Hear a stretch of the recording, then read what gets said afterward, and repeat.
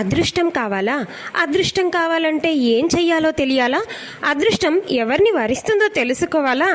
అయితే వెంటనే ఈ వీడియోని స్కిప్ చేయకుండా చూడండి. మనం ఏం చేయాలో తెలుస్తుంది. మరైతే వీడియోలోకి వెళ్లే ముందు గీతా చైతన్యంను ఖచ్చితంగా సబ్స్క్రైబ్ చేయండి, లైక్ చేయండి, కామెంట్ చేయండి కృష్ణార్పణ అని. మీ కామెంట్ మా కమ్యూనిటీ బలాన్ని ఇస్తుంది. ఇటువంటి మరెన్నో వీడియోలు చేస్తూ ఎందరికో ఉపయోగపడడానికి కావలసిన మానసిక స్థైర్యాన్ని కూడా అందిస్తుంది. మరి ఇక వీడియోలోకి వెళ్దామా? మరి ఈ అదృష్టం కావాలంటే ముఖ్యంగా ఉండాల్సిన కొన్ని విషయాలేంటో చూద్దాం. ధైర్యంతో ముందడుగు వేస్తే అదృష్టం ఎప్పుడూ వెనకడుగు వేయదు. తర్వాతది ప్లాన్. ఖచ్చితమైన ప్లాన్ ఉంటే ఖచ్చితంగా మనతో వచ్చేది అదృష్టం మాత్రమే.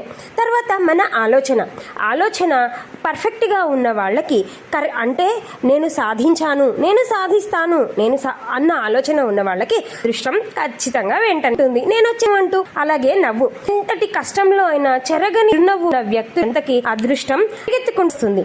తర్వాత శుచి శుభ్రత ఉన్న వ్యక్తుల దగ్గరికి, ఆ డ్రామా దగ్గరికి, ఆ సినిమా దగ్గరికి ఫస్ట్ టికెట్ తీసేది అదృష్టమేనండోయ్. తర్వాత మన నమ్మకం మనల్ని కరెక్ట్ విధానం వైపు నడిపిస్తుంది. ఎప్పుడైతే మనం పర్ఫెక్ట్గా నడిచామో అదృష్టం మన వెంటే.